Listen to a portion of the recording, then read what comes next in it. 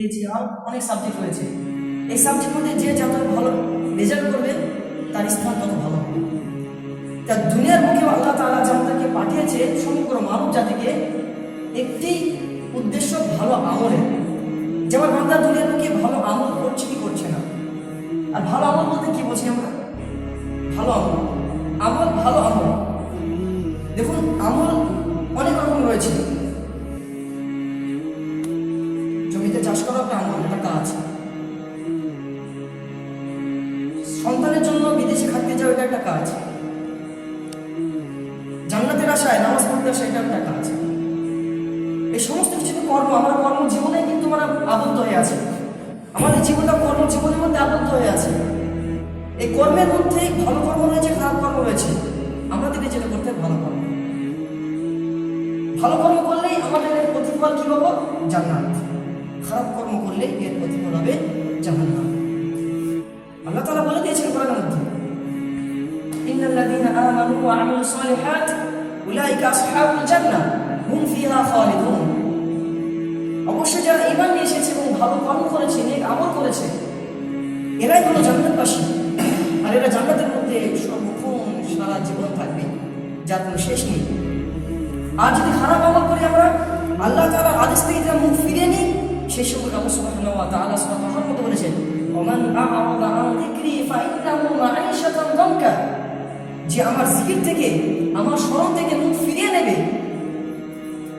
আজ আমাদের এখানে কত মানুষ হয়েছে আমাদের সমাজে, এই করে লোক কি আমাদের সমাজে? যাদের উপর নামাজ ফরজ হয়েছে, যাদের উপর আল্লাহর ইবাদত ফরজ হয়েছে, এই করে লোক নাকি?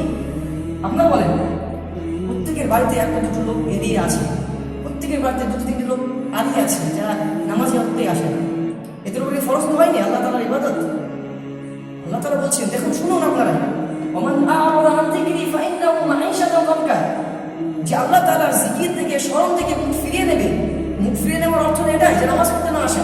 হাইয়া আলাস সালাহ, হাইয়া আলাল ফালাহ আওয়াজ ধ্বনি শোনার পরেও নামাজ পড়তে না আসা।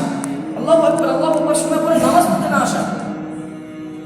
প্রত্যেক জুমার খুতবা শোনার পরেও ভালো কর্মে নিজেকে বিলিয়ে না দেওয়া। ওমান আ'রাদা আন যিকরি ফাইন্নাহু মাঈশাতান দানকা। তার পার্থিব জীবন সংকুচিত হয়ে যাবে, সংকুচিত হয়ে যাবে, বরকত থাকবে না তার জীবনে। শুধু এটাই নাই, পার্থিব জীবনের কষ্ট আমরা বুঝতে পারি না, হয়তো ভাবে আমাদের দোষের কারণে হচ্ছে। যদি ব্যবসায় লস হয়ে যায়, ভাবে আমাদের কোনো ভুলের কারণে ব্যবসা লস হয়ে গেছে। জমিতে ফসল ভালো না হলে হয়তো সারটা দেওয়া হয়নি বলে, ইংলিশ সার দেওয়া হয়নি, ডিএপি সার দেওয়া হয়নি বলে ফসলটা ভালো হয়নি। দুনিয়ার ক্ষতি আমরা বুঝতে পারছি না যে আমার এই আল্লাহ তাআলা স্মরণ থেকে ফিরে আসার ফল এটা হচ্ছে, কিন্তু আমরা এটা বুঝতে পারছি না। পরকালে কি হবে? ওয়ানাহশুরুহু ইয়াওমাল কিয়ামাতি আ'মা। অন্ধ করে আল্লাহ তাআলার সামনে পেশ করা হবে। তখন আমরাই বলবো,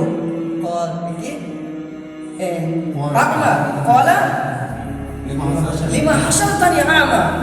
এখন আমরা বলি, হে রব, কেন আমাকে অন্ধ করে উঠানো হলো? আমার হাসির আজ অন্ধ কেন হচ্ছে? ওয়াকাদ কুনতু বাসীরা। আমি তো চক্ষুওয়ালা ছিলাম, দুনিয়াতে আমার চক্ষু দেয়নি আল্লাহ তাআলা, কর্ম দেয়নি আমাদেরকে শোনার জন্য, বোঝার ক্ষমতা দেয়নি। সমস্ত কিছু দিয়েছিল আল্লাহ তাআলা। আল্লাহ তাআলা এত নিয়ামত করার পরেও আমরা নাশকরি করেছিলাম আল্লাহ তাআলা। কিন্তু আল্লাহ তাআলা কিয়ামতের দিন অন্ধ করে উঠবে।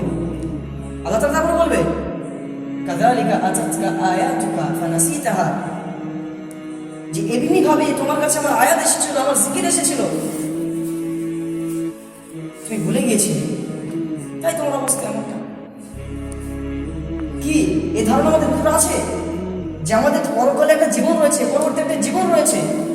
দুনিয়ার ক্ষয়ক্ষতি, দুনিয়ার লাভ লস আমরা এটা আমাদের জন্য অনুভব করছি, কিন্তু পরকালের যে লাভ লস রয়েছে সেটাই আমাদের আসার উদ্দেশ্য। কিন্তু ওই জন্য তো অনেক বিজ্ঞ আলেম বলেছেন যে দুনিয়ার পরীক্ষা পরকালের পরীক্ষা থেকে অনেক সহজ। দুনিয়ার যে পরীক্ষা আমরা লিপ্ত হচ্ছি, যা কিছু ক্ষতি হচ্ছে না কেন আমাদের জীবন থেকে, যা কিছু হারিয়ে যাচ্ছে না কেন, এই সমস্ত কিছু হারিয়ে যাওয়া কিন্তু পরকালের থেকে অনেক সহজ। পরকালে কিন্তু একটা দেখি যদি আপনার আমার কাছে না থাকে, তাহলে অবস্থা কিন্তু আমাদের কিন্তু অনেক ভয়াবহ হবে। ইয়াউমা ইয়াফিরুল মার'উ মিন আখিহি ওয়া উম্মিহি ওয়া আবিহি ওয়া সাহিবাতিহি ওয়া বানিহি লিকুল্লি ইমরিইন মিনহুম শা'নুন ইউগনি। একে অপরকে দেখে পলায়ন করবে, নিজের ভাইকে দেখে, নিজের স্ত্রী নিজের স্বামীকে দেখে, নিজের বন্ধুকে দেখে, সবাই একে অপরকে দেখে পলায়ন করবে। কেননা প্রত্যেকের অবস্থা অতীব খারাপ হবে। তাই আল্লাহ তাআলার কাছে আমাদেরকে এটাই চাইতে হবে যে আল্লাহ তাআলা দুনিয়ার যে পরীক্ষা, এই পরীক্ষা যেন আমরা উত্তীর্ণ হতে পারি। দুনিয়ার যে পরীক্ষা আমাদেরকে নিয়োজিত করেছো, দুনিয়ার যে পরীক্ষা দেওয়ার জন্য আমাদেরকে নিয়োজিত করেছো, সেই পরীক্ষার জন্য আমরা পাশ করতে পারি, সেই পরীক্ষার জন্য আমরা ভালোভাবে রেজাল্ট করতে পারি। তা দুনিয়ার পরীক্ষা সম্মুখীন আমাদের সকলকে হচ্ছে, আমরা সেই দিকে লক্ষ্য রেখে আমাদেরকে যেটা আসল যে পরীক্ষা দেওয়ার কথা সেটা আমাদেরকে দিতে হবে। আল্লাহ তাআলা বেশি বেশি ইবাদত করতে হবে। আর বিশেষ করে আমাদের সামনে একটি মাস আসছে, রমজান মাস। এই রমজান মাস আমাদের কাছে সবচেয়ে গুরুত্বপূর্ণ মাস। আমরা চাইলে রমজান মাসে আমাদের গুনাহকে মিটিয়ে নিতে পারবো। আমরা চাইলে আল্লাহ তাআলার দয়ার অপরিসীম দয়া আমরা ওর অংশীদার হতে পারবো। আমরা চাইলে আমাদের যদি জাহান্নামী লেখা থাকে আমাদের ভাগ্যে আমরা জান্নাতে হতে পারবো। এই রমজান মাস আসছে, আমাদেরকে আল্লাহ তাআলার জিকির এবং আল্লাহ তাআলার স্মরণকে বেশি বেশি করে, আল্লাহ তাআলাকে বেশি বেশি স্মরণ করে আল্লাহ তাআলা যে উদ্দেশ্য আমাদেরকে পাঠিয়েছেন দুনিয়ার মুখে, সেই উদ্দেশ্যকে পূরণ করার চেষ্টা করতে হবে ইনশাআল্লাহ। আল্লাহ তাআলা আমাদের সকলকে তৌফিক দেখ, যেন আমরা দুনিয়ার পরীক্ষায় যেন আমরা সফল হয়ে পরকালের পরীক্ষায় যেন আমরা ভালো রেজাল্ট করতে পারি। আল্লাহ তাআলা সেই তৌফিক আমাদের সকলকে দর্শন করবে। আল্লাহুম্মা আমিন। হে আল্লাহ তাআলা, কিয়ামতের ময়দানকে আমাদের জন্য সহজ করে দিও, জান্নাতকে আমাদের জন্য সহজ করে দিও। আল্লাহ তাআলা আমরা সকলে যেন জান্নাতে যেতে পারি, তার সাথে সাথে আমাদের পরিবার পরিজন আত্মীয় স্বজন বন্ধু বান্ধব সকলকে যেন জান্নাতে নিয়ে যেতে পারি। আল্লাহ তাআলা সেই তৌফিক আমাদের সকলকে দিও। সকল বলি আল্লাহুম্মা আমিন। ওয়া মা আলাইনা ইল্লাল বালাগ। আসসালামু আলাইকুম ওয়া রাহমাতুল্লাহি ওয়া বারাকাতুহু।